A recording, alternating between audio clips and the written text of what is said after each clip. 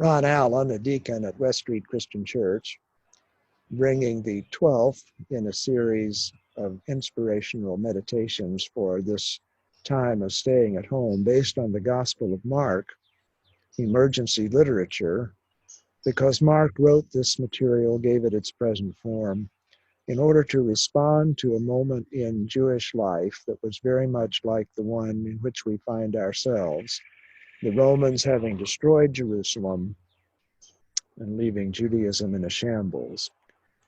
I have tonight in mind two miracle stories, both short, both punchy, intended to speak a direct word to people in Mark's community who were confused, disoriented, and anxious. The first one of these stories is in Mark 7:24-30. It's the story of the healing of the daughter of the Syrophoenician woman.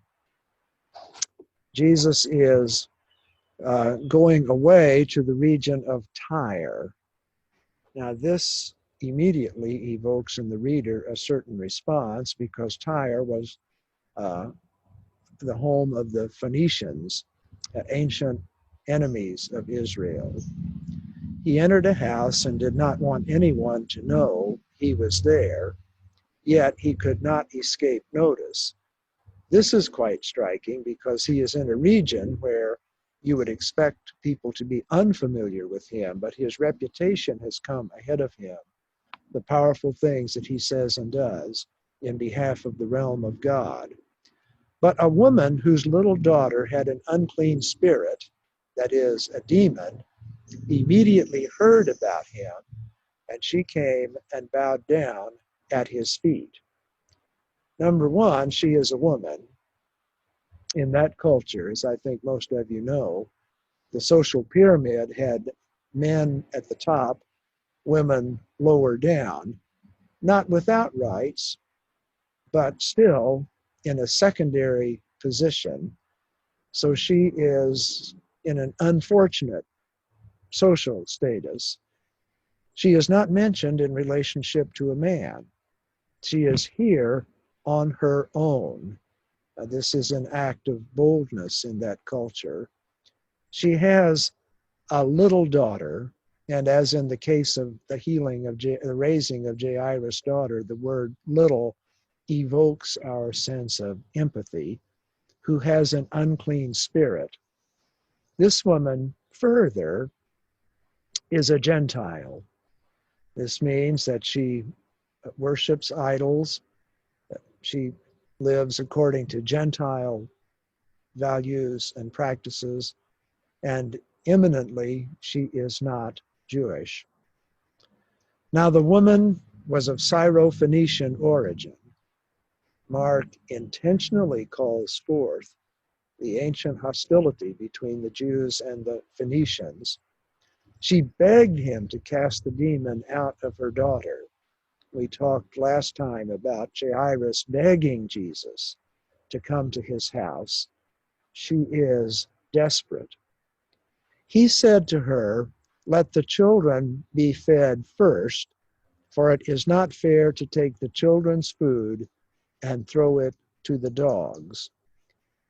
This sounds harsh and unfeeling, but in the context of the time, it was a part of the idea that the renewal movement, the renewal of the world, would begin in Israel, and only in its own time would it come to the Gentiles. Now, the saying does have a hard side.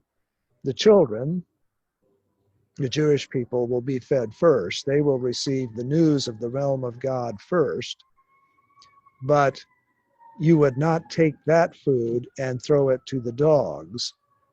Dog in that culture was negative in its association. They did not think of dogs as cute little house pets, but they used the language of dog to speak of the disreputable, the distant, the morally dangerous.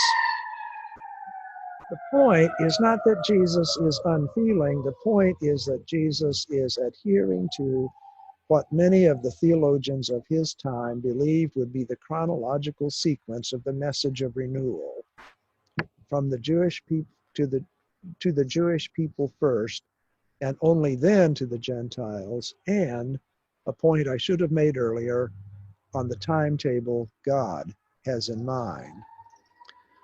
But the woman answered him, saying, Sir, even the dogs under the table eat the children's crumbs. She does not accept his answer.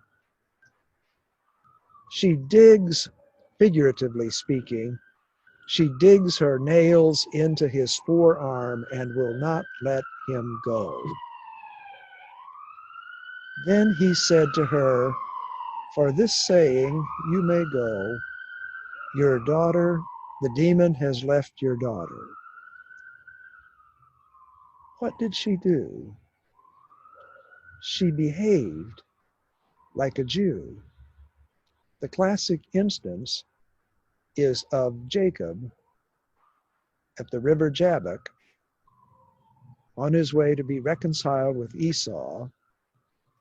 In the night, a figure jumps out of the darkness and wrestles with him. And they wrestle through the night. Gradually, we learn that the figure is God. And Jacob, in his own way, digs his fingernails into the forearms of God and says, I will not let you go until you bless me. What we have in the woman is a latter-day Jacob.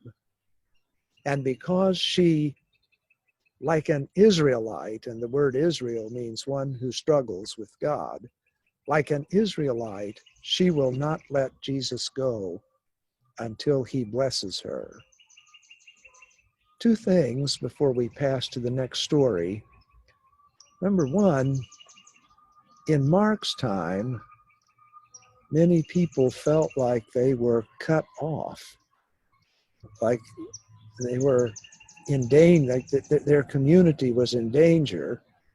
And Mark, like Matthew and Luke, sees the future of their movement embracing Gentiles. And this is a way, by telling a story, to say, when Gentiles come to you who struggle with God in the same way that we have, they are your sisters and brothers, and receive them.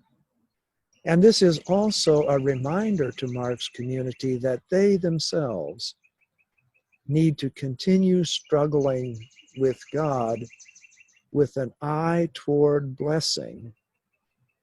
And I think that is something we too need to do in this period when there are so many question marks about the present and the future, not to give up, but to stay with God in the confidence of blessing. And then he returns from Tyre. He goes by way of Sidon toward the Sea of Galilee, toward the Decapolis. That's a region on the eastern side of the Sea of Galilee. So he's gone from the edge of the Mediterranean in Tyre on his way to the Decapolis. They brought to him a man who had no hearing and an impediment in his speech. And they begged Jesus to lay hands on him.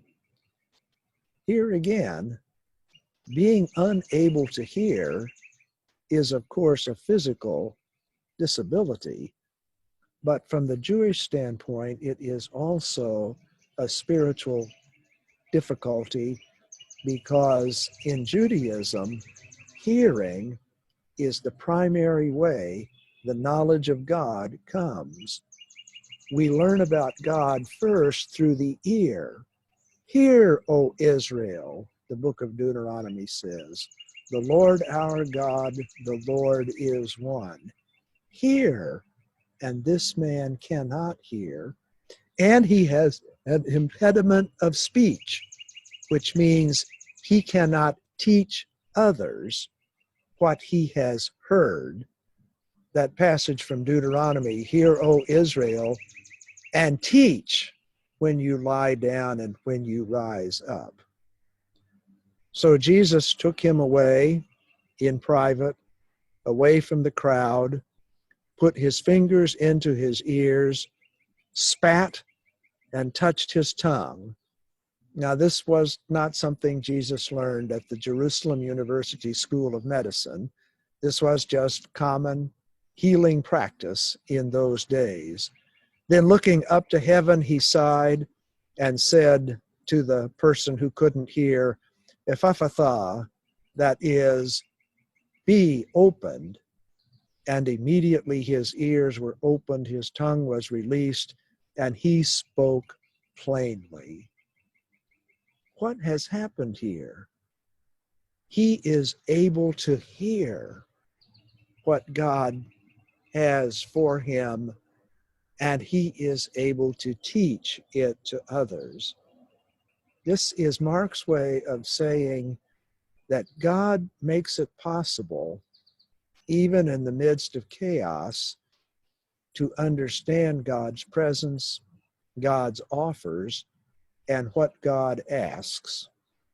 And moreover, God gives Mark's community the capacity to teach these things to others. I know some of us feel like it's hard to understand what is going on, why it is going on. But this text is one that promises that God has already given us the resources that we need to understand. We just need to listen. And when we have listened, then we can testify.